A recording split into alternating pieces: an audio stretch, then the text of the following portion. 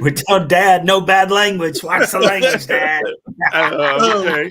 Nah, it's no holds barred, man. Whatever you need.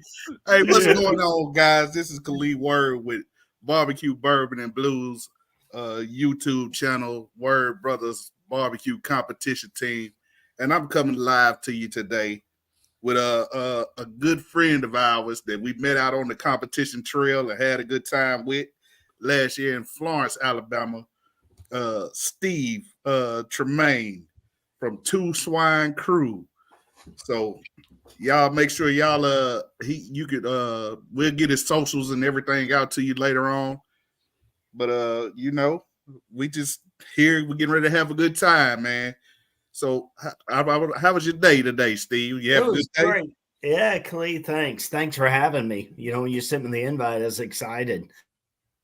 I tell my wife, man, I get to, because I feel like it's been forever and it hasn't even been that long, but when we take a break, it's like those couple months feel like a year. And you know how much I love your dad. So it's like I get to see Dad again. I get to see Khalid. I'm so excited. Yeah, man. I'm glad to see you, man, because we had us a time in Florida. Yes, sir. No, we did. We ate good. Yeah, we did. That potluck was wonderful. We ate good. Yeah. We did. How was your day, Pops? Do you have a good day? Oh, I had a good day today. Went to my little part-time job. They just basically give me money to do nothing. Just to be there. Just to be there. And so forth. I bet people walk in the door, though, just because you're there, don't they? They just want to see you. No, I don't think they really want to see me because I work for the sheriff department.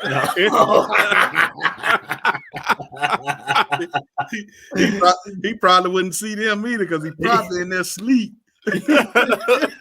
Nah, it's none of that. It's like none of that, huh? No. Are you still the celebrity in Frugal McDougal when you go in there, though? You still have your fan club coming up to you? Him and my brother.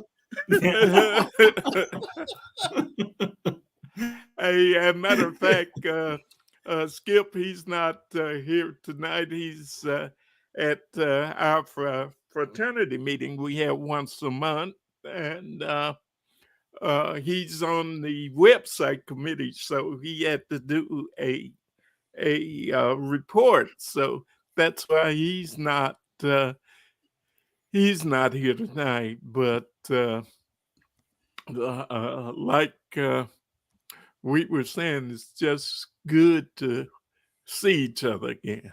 Absolutely. Yeah, man. So, well, that's awesome, man. So I just want to go on and get into this, man. And I want to ask you, Steve, what inspired you to start competing in barbecue competitions? Well, I always cooked, right? I always cooked at home and tinkered with it. And when I'm married, same lady, but my wife a few years ago looked at me, he's like, you got to get a freaking hobby. You got to get out of here. You're driving me nuts. So, and golf is not my thing, right? I think it was what Mark Twain said, golf is a good walk wasted. Right, exactly. Right. So, like a lot of people is watching pitmasters, with Mo and Myron and all that. I'm like, man, that would be cool to do that. And, Googling around back in those days, I said, man, there's a contest. It was probably about in October, November. I started looking. I was like, there's a contest in May in Murfreesboro, which was not very far from us, of course. And I signed up for it. Had no idea what I was getting into. I watched every YouTube video I could on what to do. Still probably didn't have a clue what I was doing, and ended up getting a call. I don't know, probably a fourth place chicken or something, My first one, you would have thought I had freaking won the World Series. Then, I did another and another and another. Lost a whole bunch more before I got a call again. But it just kept bringing me back. It was just a fun, wholesome hobby. It is, man. And I don't think people realize how fun it is, man. Now, is it some work? I would say yes. It's a lot of practice. It's a lot that goes into it, but it's very rewarding in the end because you meet wonderful people like we met Steve and others, and it's just fun. It seems like everybody wants to, we want to beat each other, of course, because we're all competitive, but we like seeing each other succeed too. I would say, if not us, let it be you. That's exactly. And if we're completely honest with each other, we know there's an element of luck in this, right? You do have to cook well to win. There's no doubt about that. But after that happens, you then have to roll the right dice, so you can't be upset if it's not your day, but even more so, sometimes it's more fun, I think, to see a friend win for the first time, or maybe a new team get their name called for something than it is, to have your own when you've heard your name a few times. Right. That's it's so exciting, to see that look on their face, and you're like, oh, they're gonna be back. I've seen that look before. Absolutely. It's definite. I remember our first competition, man, and it was a non-sanctioned KCBS competition. It was in Hendersonville, Tennessee. I think it was called Meat Sweats. The Meat Sweats. Yeah, it was the Meat Sweats barbecue competition out in Hendersonville. They did it in this big parking lot where the restaurant was. And we ended up getting I remember looking at my dad and the boys, and I was like, I don't think we got nothing shaking, because I'm looking at everybody around, and they look seasoned. We ended up getting first in chicken and first in pork, and I was like, oh, wow, you know what I mean? Sucked in. How did that happen? Yes, that's all it takes. Exactly. Yeah, that's all it took. And I'm glad you said that, Khalid, because there's a lot of, when people don't know, right? And they'll go visit a contest and they'll see people with these freaking rigs and fifth wheels, that are Taj Mahal rolling down there, and, these smokers that cost a fortune, think, oh my God, I can't compete with these people. Yeah. And that is the furthest thing from the truth. You still only need get you a 10x10 at the sporting goods store. Or you can get it used off of Facebook Marketplace if you're like what I did, and go get you a Weber Smoky Mountain or something, or whatever you got on your back porch, and get at it, man. You can win with anything. All the rest of it really doesn't matter. Just makes you a little more comfortable. This is true, man. So I know it's true because we showed up in Florence with and pitched a tent. Yeah, you did. And that was our first KCBS competition last year in Florence, man. So, and, I mean, I think we did well. Yeah, first couple of years, I sleep under a pop-up. I'm sleeping in the back seat of the truck, the bed of the truck, whatever. Yeah, man. Exactly. Decided you're not going to sleep anyway. So that's the difference. True. That is so true. So, man, describe. Can you describe to people, your first competition experience and what you learned from it? Man, I was very fortunate in that, and there's two. At that time, I had a good friend of mine that lived here, and we did it together. And he's since moved to Arizona shortly after. But there's two people I met at that, and one of them is still one of my best friends. Talk to him today. I met a guy, Travis Summerall, is a pig destroyer that you've probably seen on the trail. And it happened to be that Murfreesboro contest. It was also Travis's first contest.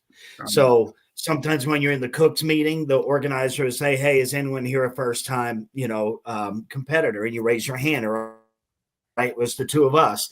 So we were instantly like, hey, man, let's help each other out. We don't know anyone else. And we hit it off. And we've been friends for, several years since. We've vacationed together, we know our families, all that. Talked to him at this afternoon, as a matter of fact.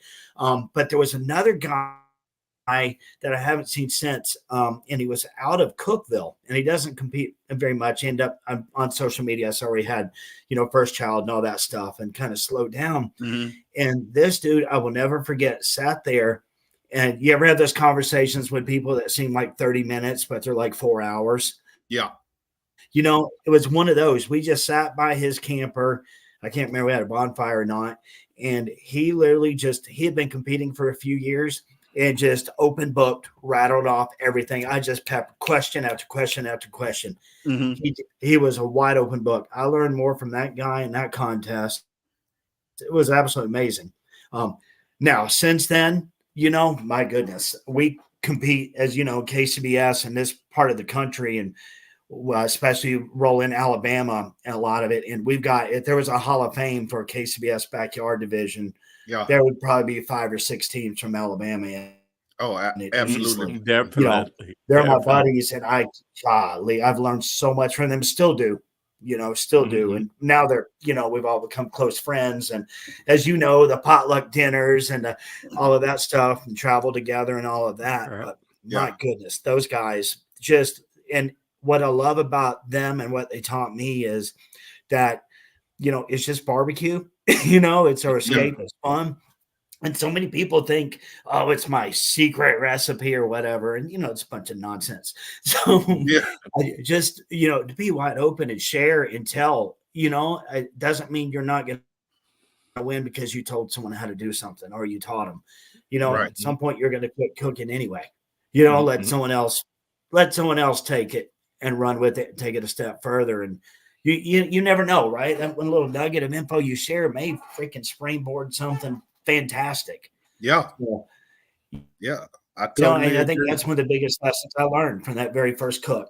It's just be wide open with everything. There are no real secrets. Nah, not really. Not in the barbecue world, man. No. That's one thing that, like you said, man, one thing I've noticed is everybody is pretty much an open book. Now, it is a couple of people who, they don't really want to be bothered, but I would say for the most part, 98% of the people are very friendly. Yeah. You can sit down and have a talk, with a beer, soda, or whatever your drink may be, and have a good time and learn if you really want to. So, I mean, that's been my experience anyway. Yeah. I think from talking to teams in other parts of the country, they may have that but to a smaller degree. I think we're just fortunate where we live and the people that we, cook with on a regular basis all kind of have that philosophy and that they're wide open, that we do the potlucks on Friday and hey, I need foil, I need this, and we're running to help each other and, whatever is needed with no questions asked. And I don't know, maybe that happens elsewhere, but I don't think it does to the degree that it happens down by us. And, that's why I would tell if there's anyone, especially, in our part of the country watching this, that's thinking about it, you're going to be welcome with open arms day one. Yeah. It don't matter, what you do, what you did, what you do for a living. Nobody gives a, what about any of that. Just come on with a good attitude, be a nice person, and you're instantly part of the family. Absolutely. Well, I'm glad you said that, because before we get off of this call, I'm gonna ask you for your chicken recipe. I need to give me some 180s. You might want to wait and see if I get a call first. I'm trying to give me some of those perfects. Yeah, you and me both. But Steve, you're absolutely right. When we first started competing, we met as AJ and what's his AJ name? and Juice. Justin. And Rick from Smoker Fatty. Rick and all those guys. And I tell people now, I said, people in competitive barbecue are some of the best people in the world. They do whatever they can do for you. Like we went off without our instant thermometers at Putsaku, and what was the guy's name that was right next to us? He said, I got about 4 or 5 of them. Just pick the one you want. Or two you want. I had to look, but I got the names and their card and stuff upstairs. But yeah, whatever we needed, they were like, well, we don't want to beat you because we want to beat you when you're at your best. You know what I mean? So I see that. I see that BBQ trophy up on your shelf there. Oh yeah, buddy. Oh man, yeah, those are something else. Hey man, yeah, I got one right over there. Yeah, man. Listen, I looked at those trophies. Then I looked at my dad and I said, "Well, hell, if we win first, the grand champion of, you know what I mean? I don't know how we gonna get that thing."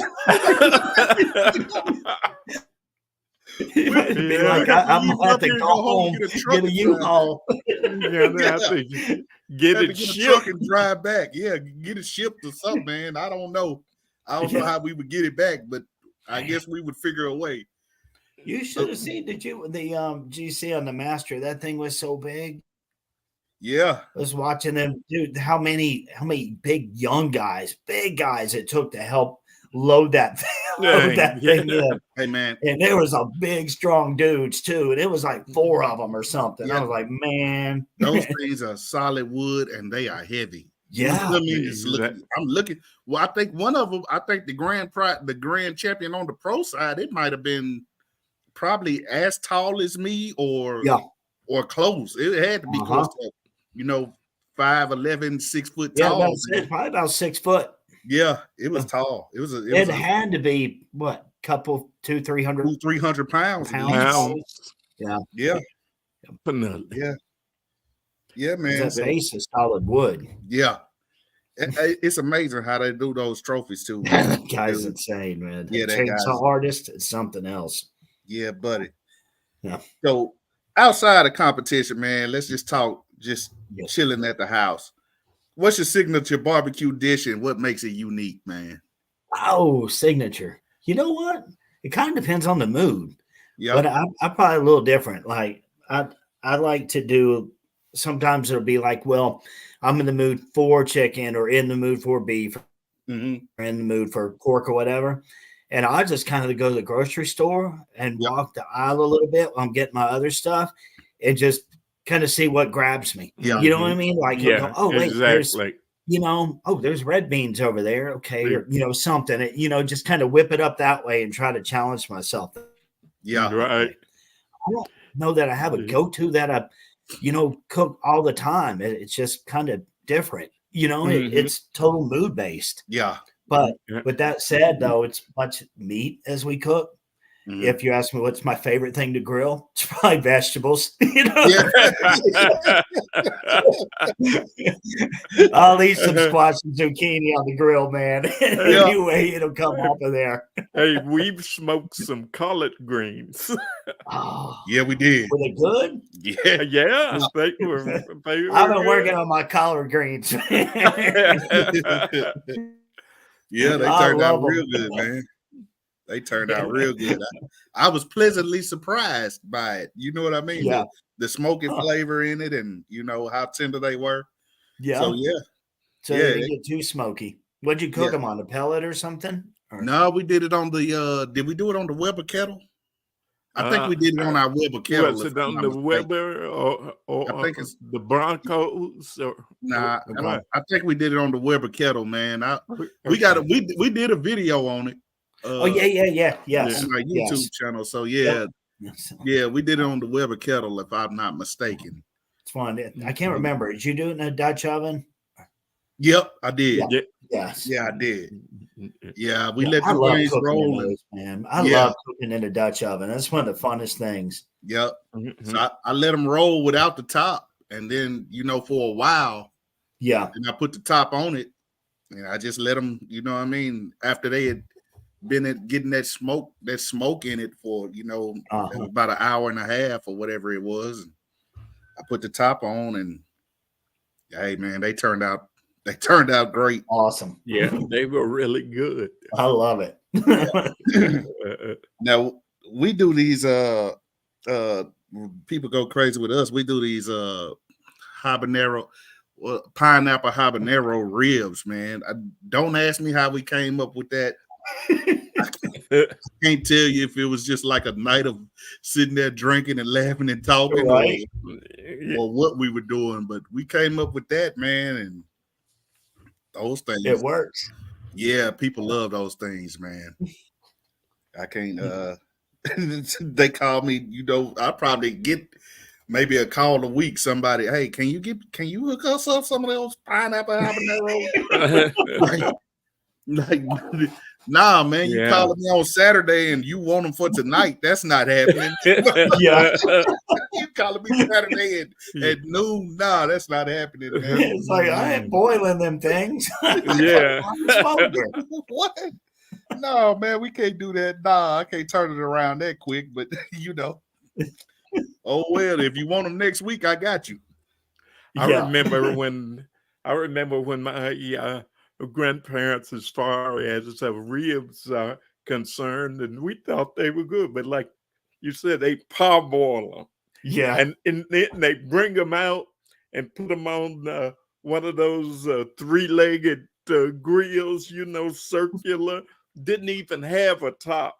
We thought we put some sauce on it. We thought that was the best thing back then when I was young. Of course, that's been a long time ago. Yeah. Just a few years. It's like just a few years. Yeah. Yeah.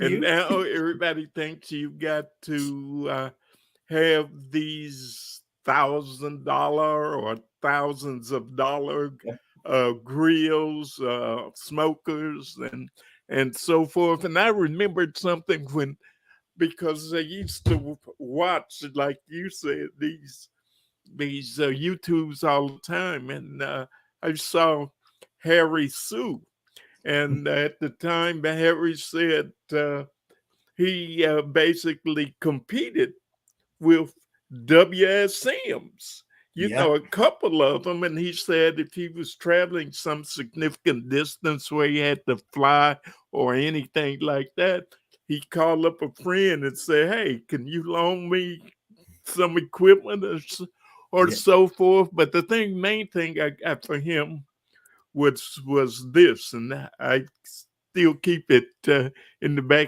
back of my mind. And he said it's not the equipment that makes a difference.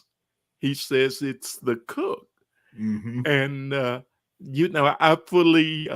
fully agree with that. And he also says the difference between a check and no check can be either one shake too much of a rub or one shake that you didn't put on there. So I keep those things in my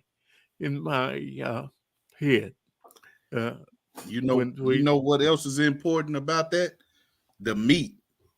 So Steve, how do you select the meat you use for competition, and what are you looking for in terms of quality? Yeah, well, when it comes to chicken, I cook thighs. Mm-hmm. So I'm a thigh person. The key on thighs, especially for competition, really I think for home too, because the good thing about chicken is, it's more expensive than it used to be, but still, relatively speaking, for a protein, it's not crazy expensive. Right. So you can be a little selective and get a little nicer brand if you need to. But I look at that. You can tell by looking in your package and look at that skin on there. Yeah. And you notice sometimes the run-of-the-mill store brands, they'll be really yellowy on that skin and all that. Yeah. Look for one that's white. Yeah. Skin on it. Yep, it's still going to have fat under it, but it's not going to have the big old nasty fat pockets all on it. And that's one thing I look for. And then in our world, because presentation is part of it, and we want our chicken to kind of be similar in temp when it comes off, is obviously we want the same size.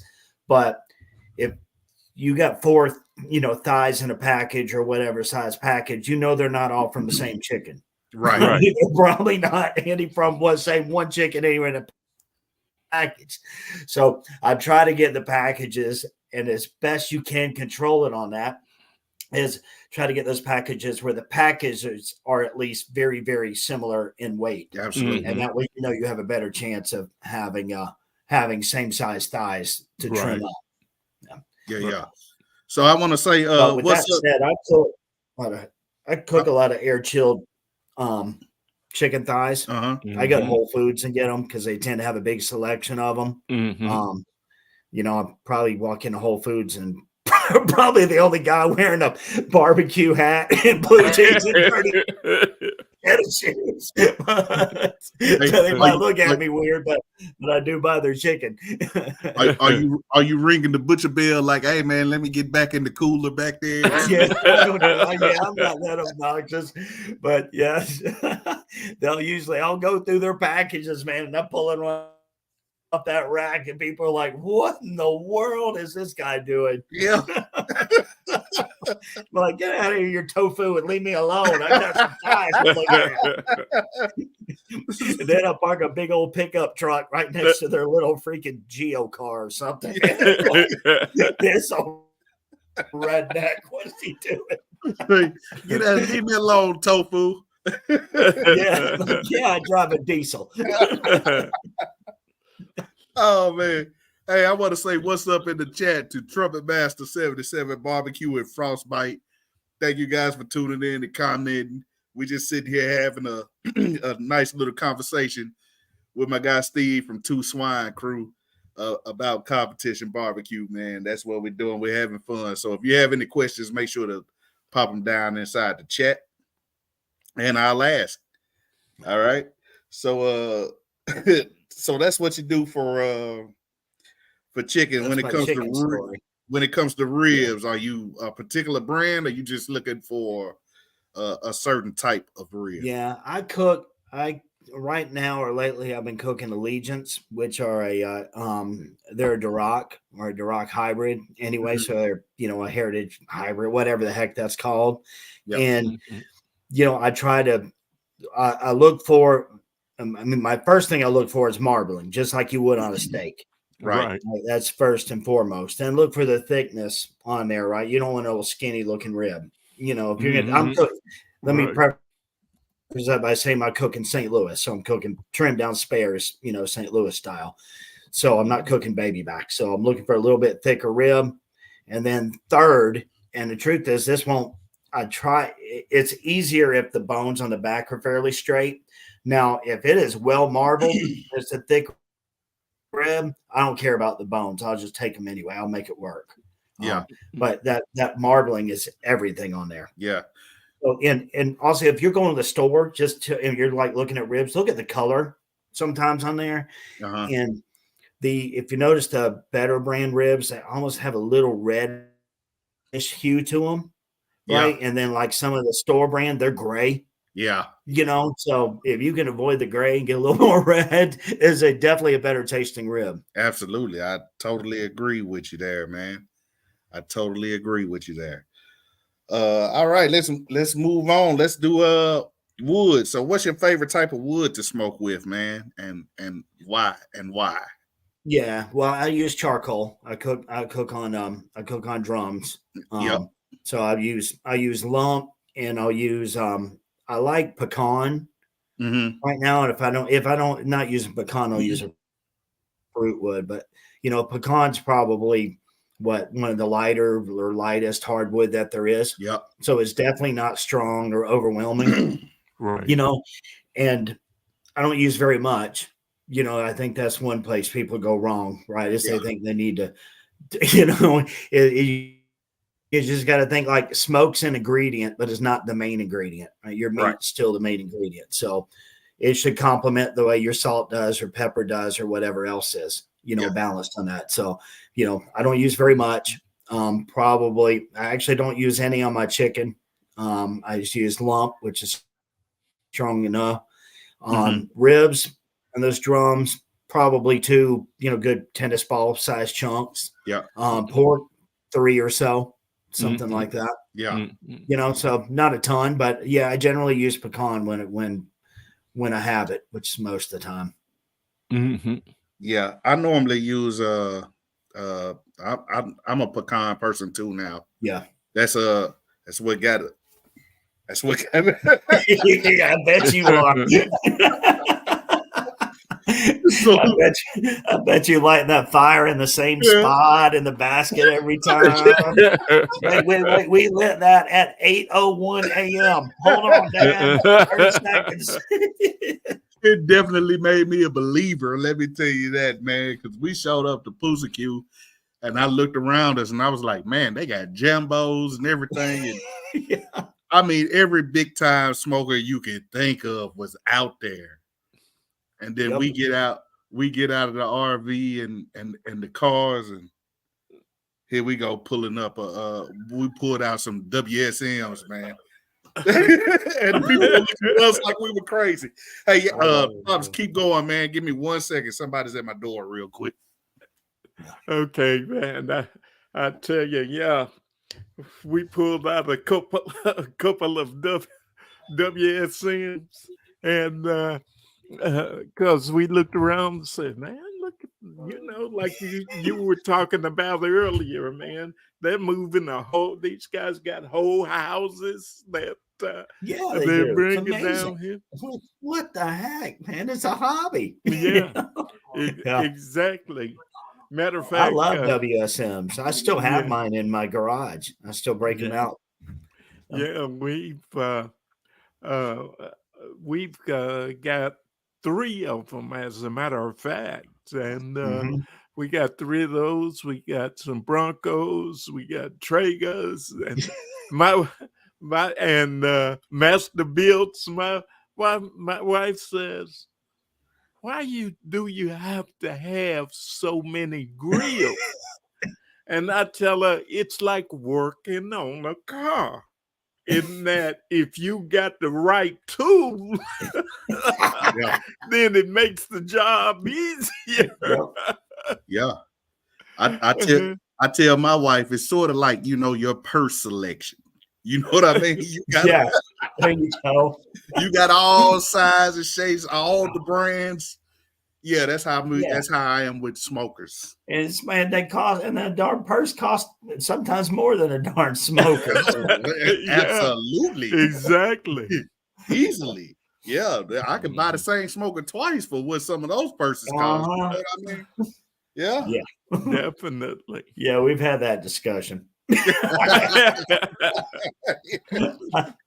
Yeah, like my wife said, well, when we operated a youth football organization for over 20 years, and of course, then the pandemic came along, and the doctor said, "You don't need to be out with all of those people."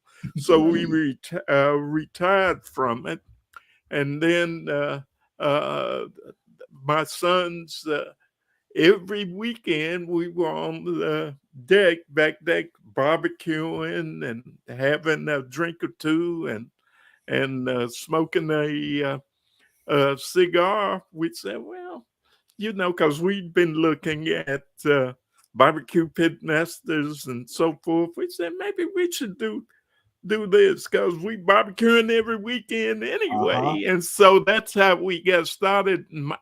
And my wife says, I thought we were going to have some peace. All our weekends wouldn't be taken up and so forth. She said, oh, you got one sport for another. And this one costs a whole lot more. And she was certainly right about that. Yes, sir. See, now you've got to go get the big old camper so you can bring her along now.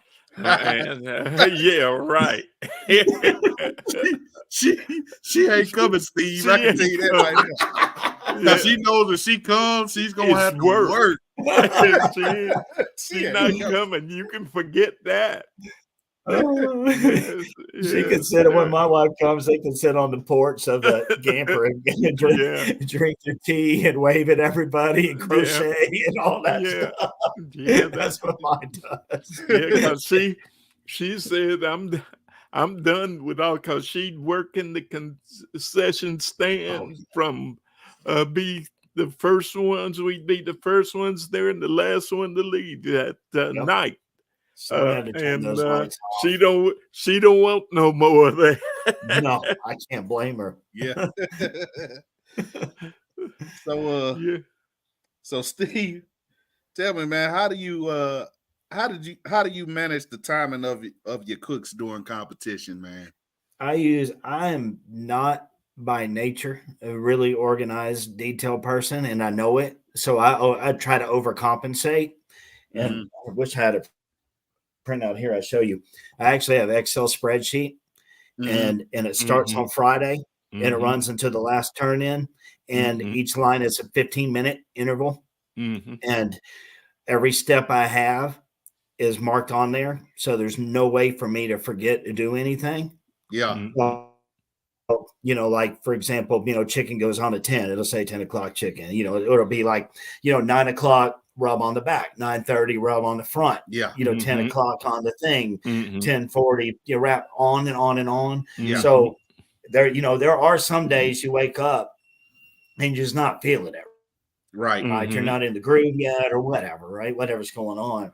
And it allows me to just follow that printed timeline, at least to the end, when it's time to take it off, box it, whatever. Right. So it gives me a little more time to get focused, where all I got to do is follow my steps, and at least everything on steps 1 through 10, everything from 1 through 8 is at least accounted for and done without me forgetting. So I follow a strict, timeline as much as you can. All meat doesn't come off at the same temp and same time. We get that. Right. But there are certain windows anyway that I'll have on that timeline will be like, hey, start checking your ribs. Absolutely. With the whole 20 minutes blocked out, check them. And I know in that time period, they're more than likely going to be done, kind of thing. So it keeps me on track. And I cook solo a lot too. So I really need it, because I don't have backup. If I'm having a bad day, it ain't happening. Right. Right. Well, shoot, I need to make an Excel spreadsheet then. I mean, I have mine written down. I need to, make an Excel spreadsheet, put it in a laminated thing, and just tack it up somewhere. That's it. People laugh at me. I've been using the same one for years. Even now, when I really know it, I still bring it like a crutch. Yeah. Like, hey, you have your bathroom break printed on that thing? Like, well, you want the truth? I need bathroom breaks on it. I might need to do that, man. That's from 10:45 to 11:15. I got a window in there. Yeah, buddy. I need to figure that out, man. Yeah. So, what's the most challenging aspect of barbecue competitions for you, man? Ribs. Yeah. It's the knowing when to tell people. It's like prep on chicken's the hardest, cooking chicken's the easiest. Prep on ribs is easier, but cooking ribs is difficult. And I don't mean like if you're cooking for home or just cooking for them to be good, it's not the hardest, right? Because that's a really broad window for competition where that bite has to be so darn perfect. It's hard. Right, because you don't know how that meat's going to react. If you take it off and throw it in the Cambro for a while, how much it's going to come back and tighten on you. Yeah, so it's hard to read. In the weather conditions and all that stuff. But ribs are and it's funny. It's probably one of the things I won the most with too. Is ribs, but to me, it's the hardest thing to cook. It is. I mean, I say the same thing. It's like, man, you could have, like, I might do 3 or 4 slabs for a competition, and they all are going to cook differently, come off, different times with what you're looking for. It's like, man, this is pretty tough. It's not like chicken or pork. You know what I mean? It's a different vibe with the ribs, man. It is when you get that right bite, when you do hit that tester, and it's like, oh, this is it right here. You know it instantly. Yeah, and you don't really know till you cut them. I'm sure there's some people who are more natural at it than I am, and better. But with me, I don't know till I freaking cut them. Yeah, I don't know what I got. I'll be like, God, dog, this thing, I thought I overcooked it and it's tight. Yeah. Or, I overcooked it and it's still overcooked. Yeah. I know I I went to Murfreesboro with Ken Wood. I was fortunate enough to go up there with him last year. That's right. The Charcoal Cowboy. He's such a great guy. He is a great guy, man. He's one of the hey, man. I can't tell you how the conversations that he tells me, you know, even when I was in Pusacue last year, he was sending me texts like, hey, you know, remember this and do this. And I was like, golly, man, this is a great dude, man. Yeah, that dude can cook, man. Yeah, he can cook. And I remember hitting that rib tester. And it was like, he's like, which slab do you like? And it's like, I knew exactly. I was like, I like this one. He was like, me too. And he sent that in and he got that first place rib. And that's like, golly, because once you bit into it, you knew it immediately. You know, well, I did. I mean, I did. I didn't know it would get a first place call, but I knew that was the best rack that he had. They were all good, but that one was like exceptional. Yeah, and it gave you a target too going forward. You know what to look for on your own when you weren't cooking with him. Yeah, and if it weren't for him, think of the trial and error you'd have to do to finally get it right. You know, that's what you get a call with, you know, kind of thing. And yes, that was really nice of him to share that.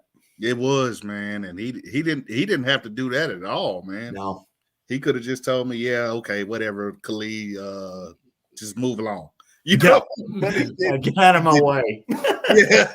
Yeah, he's slowing me down. You know, but he didn't, man, and he took his time, and I will always be appreciative of that from him, man. So yeah, Charcoal Cowboys, great dudes, man. Get out there and get those rubs and sauces from Charcoal Cowboys, man. I'll put it up in the comments or I'll put it up at the end of this live stream where you could get his product at. Yeah, so let me ask you. Go ahead, Pops. Oh, I was just going to tell Steve one thing. When you said chicken, that's like cursing me. Trapping chicken? I hate doing chicken. Especially, you know, we at one time I was having to scrape chicken and all of that. Yeah. I told because I'm tired of I'm tired of the scraping. My hands I'm getting a cramp. I just took all the rest of those thighs and just put them in the pan.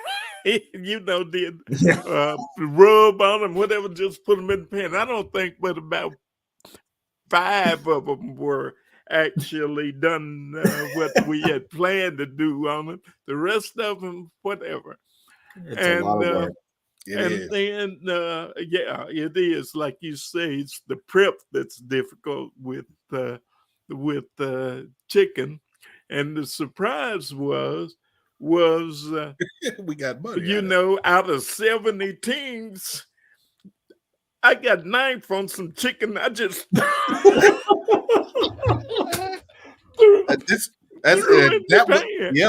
true story. That's Which contest was that true. One? That it was at Pusacue. Oh, yeah. True story. Matter of fact, hilarious. It's true story. When we went down to for the award ceremony, the guys said, what we're gonna do is call the top 10 down all at once, and then we'll tell you what place you come in, and you can go over here and next and get your money. Yeah. And first of all, when they called Word Brothers, we just looked at each other because we said, in chicken. Right. Who were those guys with our name? And that just sat there. Maybe they say award. Yeah, and then we got ninth in chicken, and but I said I still don't want to do chicken. Hey man, I'll just cut kale for the box rather than do that. Hey man, there was a dude beside us. I think his trailer was called Can You Eat or something like that. He's from Louisiana, but he lives in Alabama now. He walked outside, and we didn't buy chicken until we got to Pusacue last year, for whatever reason. I can't remember what the reason was, but we bought the chicken, and he was out there trimming it. It was Friday night. It was Friday afternoon. It was probably about 5. And that dude walked out and he said, I see you trimming chicken. Because, normally we have stuff already done. And my dad was like, yeah. That joker came back. It was like 6 o'clock. And he was like, you still doing chicken? Like, yeah. He had done about 6 times, man, and then he was just like, hell with that, man. I'm not doing no more of that. I can't blame you. That's nasty. It was so funny, man. It was funny as a mud, man. And then he got the call, and my friend Corey, who done the chicken for us in Florence, and he was kind of upset with the call, the lack of a call in chicken, because he done the chicken in Florence. He was like, yeah.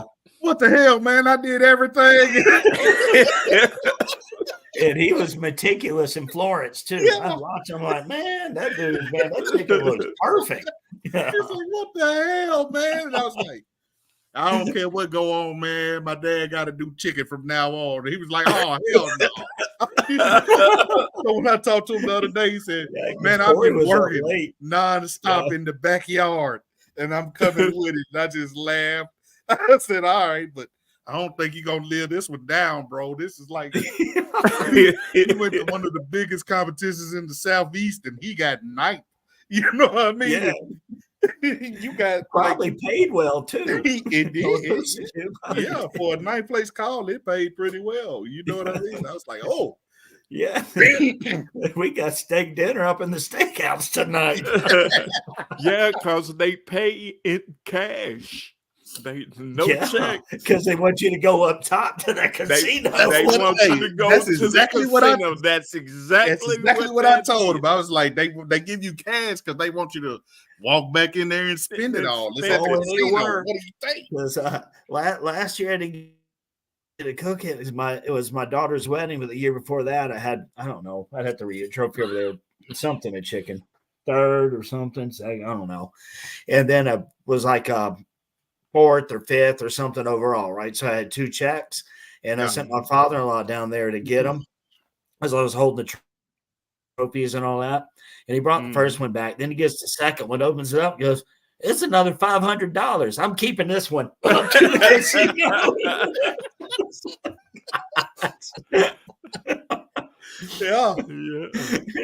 Yeah, man. It was slot machines. Yeah, it was crazy. I was like, nah, man. I think my homeboy Chris said, hey man, we going in the casino. I said, yeah, we can go in, but let me lock this money up first. Yeah. I'm not taking that in there. Yeah, we're going to BB Kings. Yeah. Well, right by those machines. I went to BB Kings and I went up top to the steakhouse up there. With a really nice bar up there. Yeah. Yeah. So how do you adjust your recipes and techniques for different competition and judges, man? Do you change it up from Tennessee to Alabama to Georgia, or do you cook the same recipe? What do you do, man? I don't geographically. I don't change. Every now and then I'll change the recipe because I'll get bored, Yeah. But one thing sometimes I will do on ribs, especially, is I may when it gets really hot. When the summer comes and it gets really hot, I might tend to add a little bit more sugar, a little more sweetness to it. I don't know, just a little bit more. Because when if you're a judge and you're judging it, you're under that tent, it's 90 darn degrees, and you're in Alabama and you get 90% humidity. Your body's craving salt, your body's craving sugar. So I try to keep that in mind. And so I might bump up the level of sweetness up a tad bit for them, but generally I don't alter it that much. I kind of just do what I do and run with it. In fact, funny you said it, because last year I went into the season. I'd been cooking like one of the most basic chicken recipes for a while. And I think the year before last, I've finished, top 10 in the country in chicken and the points chase. And but for some reason, I figured I needed to change it. I don't. So got bored, I guess. So changed it, couldn't get a call, right? And I went 3, 4, 5 contests. I couldn't even get a top 10. And I was like, man, and it wasn't obnoxious. It wasn't even drastically different or anything. Yeah. And then I said, forget this, and went right back to the same recipe I'd been cooking the previous 2-3 years before that, which is most basic thing in the world. And all of a sudden started getting calls again. So I was like, well, yeah. So sometimes changing's not good. Yeah. I mean, we cooking the same recipe. Yeah. It's a tenderness contest though, Khalid. That's as long as you're not, which like you were talking about your pineapple habanero, probably great at home, right? But if you turn those into competition, it's going to bomb. No. Right? So you just find something boring, kind of right down the middle lane. And then it's just a tenderness contest. And if you hit your tenderness, I don't know that it matters, a whole lot on which competition sauces you use versus any other. Yeah. I know. I mean, I know a lot of people argue with me on that, but they're all so darn similar. No, I don't know that it makes as big a difference as people sometimes think. Yeah. Matter of fact, one of the things I was going to ask you, we've got this. He's more than a friend. I call him my fourth son, and he's in North Carolina, and he wants us to come over with him and maybe do a contest or show him some things because he hasn't done any KCBS or any other except for a couple of what is he cooks pork butts at this charity at this charity events and one thing that of course we read and we watch videos and so forth. One thing about we know in eastern North Carolina they like more vinegar based. At least that's what we're told. Where in the western North Carolina, it's more has tomato. Well, he lives in Raleigh, and we're not exactly sure what is the best type sauces you can, of course, make yourself or whatever. Raleigh is what, right in the middle? Is it right in the middle of North Carolina? I forgot. It's close to the middle. Yeah. He also wants us to come and do a whole hog too. That'd be fun. And we've only done one whole hog, and that was before we ever knew anything about how to do how to do one. It got done. Let's just say that it got done eventually. Yes, tasted good, and people ate it. So that was what. But what do you think? Have you competed in Carolinas? Yes. Actually, I did. Yes. What was that little town that I did? I ran my normal program. It was right there on the North Carolina Virginia line. Okay. David Dick Ham Squad puts on the contest. Galax. No, I guess that's technically Virginia, but I think it sits right on the line. But because it's best to remember. But I didn't change anything. But with that said, I didn't do very well either. Oh man!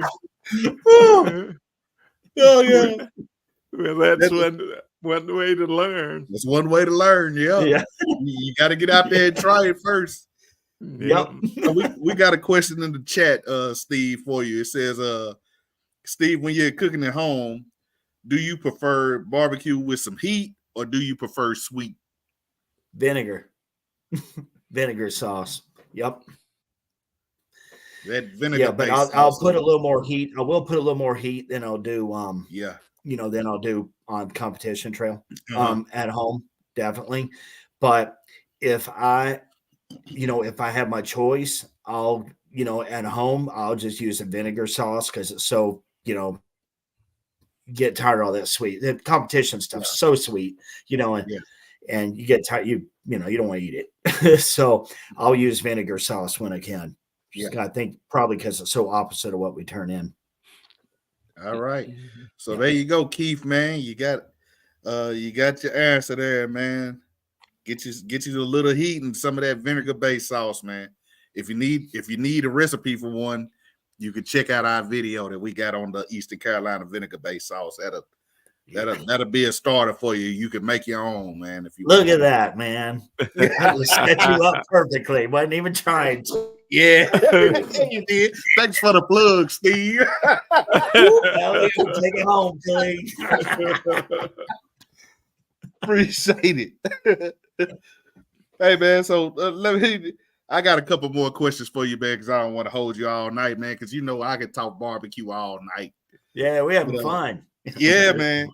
So tell me, man, what's the one piece of equipment or a tool that you can't compete without? I mean, everyone tells you Thermapen, so I know this cliche answer, but it's the truth. Yeah. And if people that don't compete are like, what the heck? I'm talking about an instant read thermometer. And more so because that probe is great for feeling the tenderness. It's basically a high-priced toothpick. Mm-hmm. You don't really think of it that way, but it's great for feeling the tenderness. But if you're cooking at home too, as far as the oven and stuff like that, if you're using that little probe thing that comes with your oven at home, that's worthless. Get you an instant read and it'll make you a much better cook. It'll keep you from overcooking your chicken and stuff like that at home, especially your chicken breast. And I'm going to close my door real quick because my wife's coming home and my dogs are going nuts. Oh, all right. Oh, man. Yes, sir. Yes, sir. Sorry about that. Oh, no problem. But you know what? One thing competing, I tell everyone I would never leave home without, and that's my darn coffee pot. So I wake up early in the morning, I've got to have a cup of coffee. Yeah. Or it's just not going to work the rest of the day. Yeah. Exactly. I don't drink coffee, man, so I don't leave home without my Uncle Nearest. Beer. Beer. I wake up or bourbon. Yeah. I wake up, I hit me a Miller Lite and a shot of Uncle Nearest at 4 a.m. when I'm getting stuff together and I'm ready to go. I'm primed up. No, but seriously, I agree with the Thermapen. I'm gonna have something for you though. I'm gonna have something new for you to check out, man. At the next competition, I'm gonna hook you up with a Chef's Temp Final Touch X10, man. And I want sounds fancy. Yeah, I want you to try that thing out and tell me what you think, man. Cause it's it's super nice. It's nice. It's nice, man. When I tell you it's nice, and the reading on that thing is like less than a second, if it's a second. Yeah, it's awesome. You know what I mean? You stick it in, you just know. Yeah, that and for your bigger cuts, you could do the Chef's Temp Pro Temp Plus. But that's for another conversation, man. I'm not gonna bore you with that, but I told you gadget podcast. Podcast on barbecue gadgets. Oh yeah. We definitely gonna do one of those, man. I get about 3 or 4 of us on here, and we'll talk gadgets.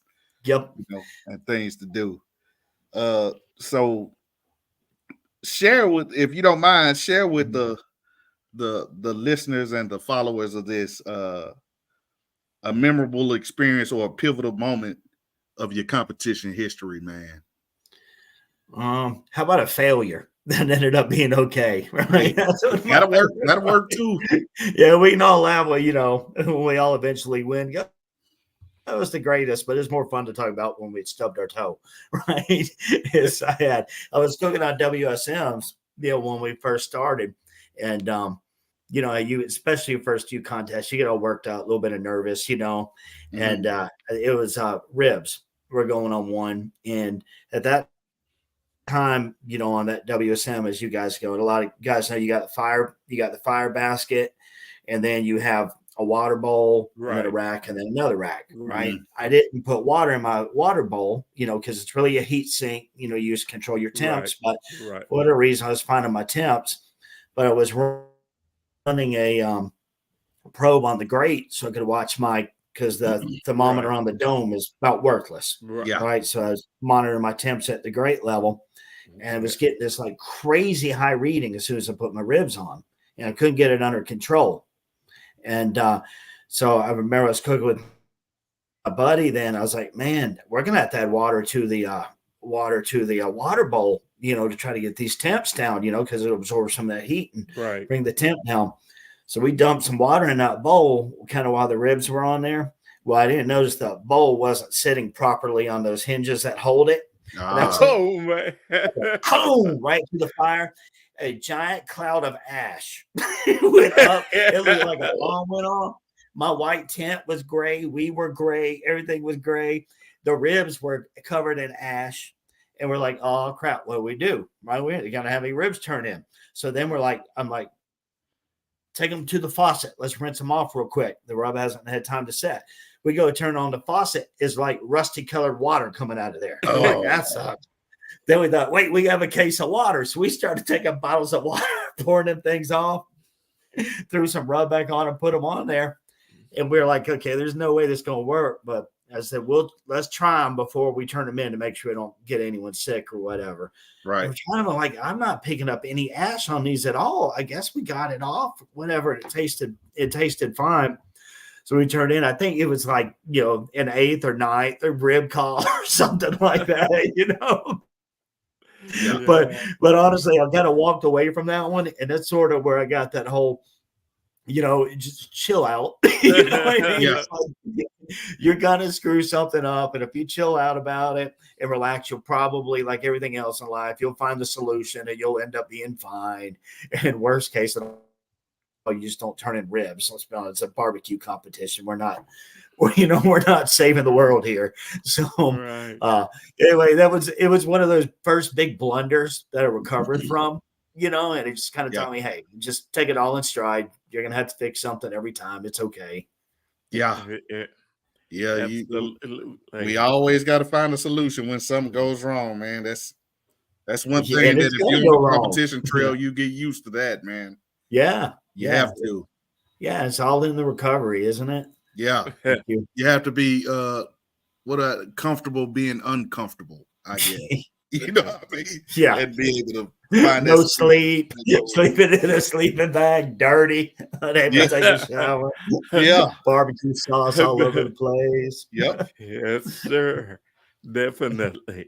So what advice, last question, man. We gonna wrap this up, man, because I've held you on here for a little over an hour now. What advice would you give someone looking to enter their first competition, man? Man, it's kind of like, when you're a little kid and you go to the swimming pool and they got that diving board, it is only 3 feet off the ground, but that sucker might as well be 20. Yeah. And you're like, oh no, I can't do it. And you look, but then you finally jump. And for whatever reason, you just say, oh, I'm just going to risk my life and do it. And you're like, oh, that was fun. Yeah, it wasn't that bad. I'm not hurt, It's the same way. You just got to do it, Just sign up and do it.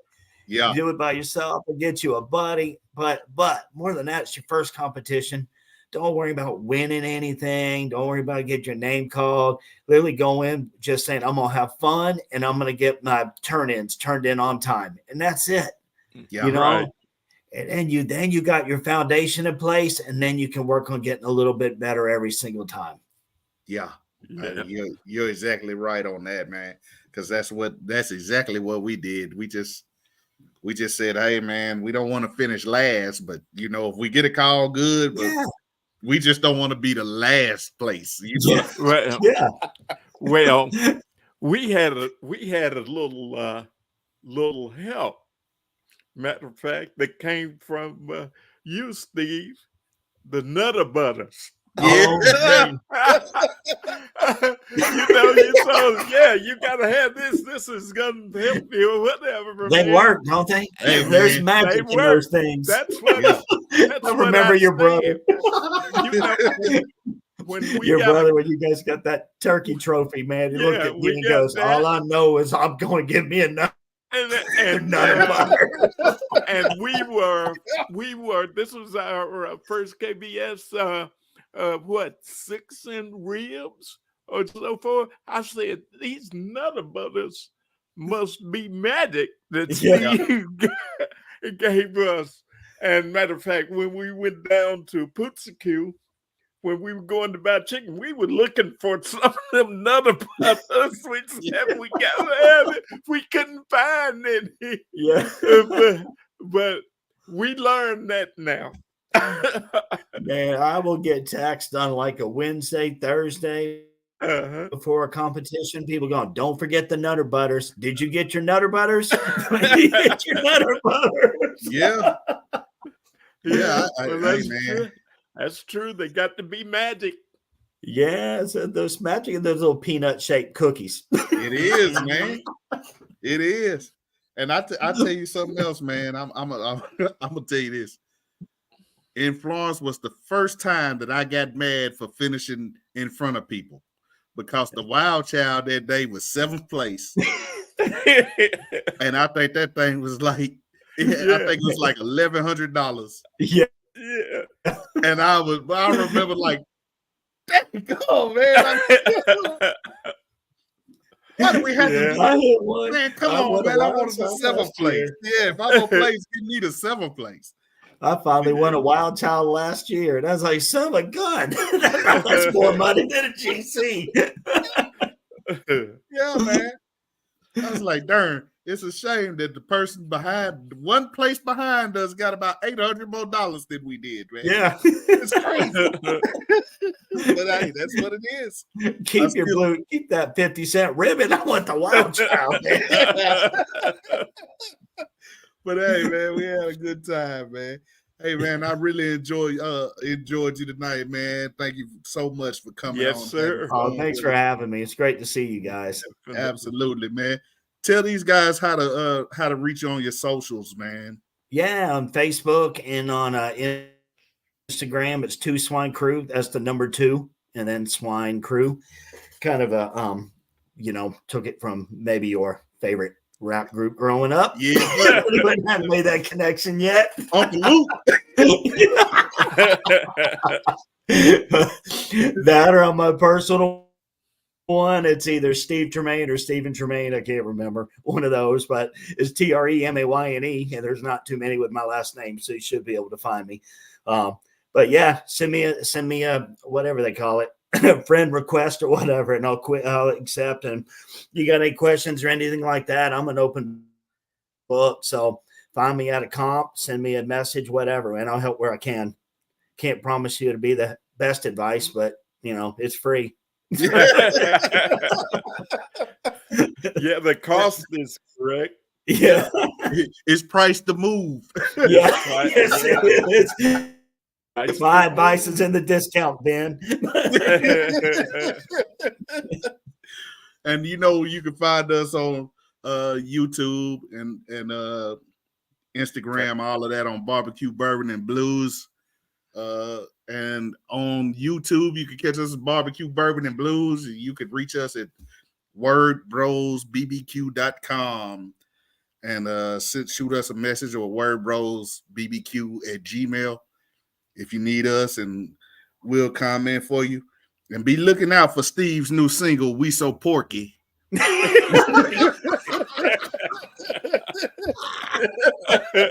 It'll be coming out soon. So make sure you get out there and you stream that thing like crazy. We're going to make them blow up bigger than Thank Taylor goodness Swift. for auto-tune, man. Make it go viral. Yeah. Me Two rapping. Swine Crews, biggest hit. We So Porky. Yeah, it's gonna go triple platinum. Y'all remember that. I said it first. I knew him when. I knew him when. Yeah. Hey, somebody in the comments said, "Pop that Porky." RJ, get your studio ready, man. We coming in hot. Yeah. All right, Steve, man. We appreciate you being on, man. You and the family have a good night, man. We look forward to seeing you out here on the competition trail soon, buddy. Absolutely. Bye, guys. Appreciate you. All right. Take All right. care. See you later, buddy. Bye.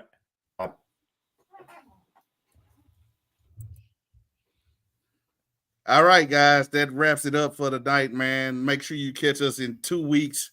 We'll be back here on a Thursday again, probably about 7:30 as well in 2 weeks. So catch us then, and we'll talk to you soon. Later.